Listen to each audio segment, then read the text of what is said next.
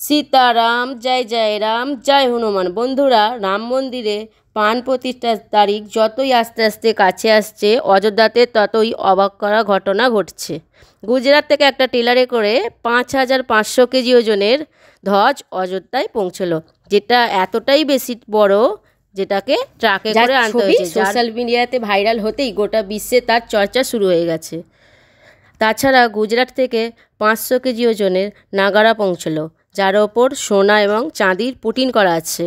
2400 KG ওজনের একটি ঘণ্টা পৌঁছলো, যার প্রাণ প্রতিষ্ঠাকে বাজানো হবে। একবার ভাবুন তো, এত বড় ঘণ্টা কিভাবে বানালো।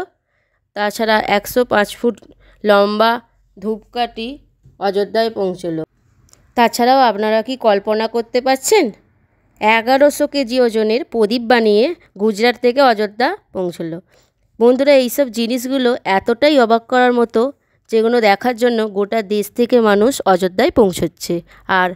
আর যাবেই বা না কেন, কত সংঘর্ষ করে 500 বছর পর প্রভু শ্রী রামের মন্দির তৈরি করা হয়েছে।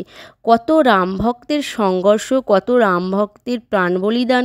এরপর আজ রামলালা একটি ছোট টেম্পল থেকে ভক্ত মন্দিরে প্রতিষ্ঠিত হতে চলেছে।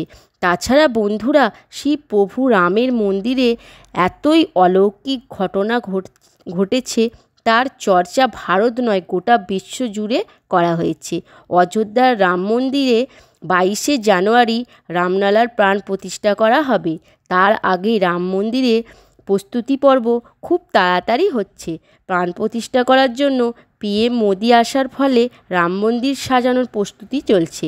গোটা দেশ জুড়ে VIP ব্যক্তিত্বদের রাম মন্দিরের প্রাণ মন্দিরের জন্য আসার এবং অংশগ্রহণ করার জন্য নিমন্ত্রণ জানানো হচ্ছে। 22শে জানুয়ারিতে দেশের সাধারণ মানুষকে আসার বারণ করা হচ্ছে। জয় রাম, জয় শ্রীরাম। সকলে বন্ধুরা বলো জয় শ্রীরাম। তো আজকের ব্লগটা এখানেই শেষ করছি। কেমন লাগলো অবশ্যই জানাবেন। ভালো লাগলে একটু কমেন্টে জয় শ্রীরাম লিখে দিও। সকলে ভালো থেকো, সুস্থ থেকো। এখনকার মতো রাখলাম।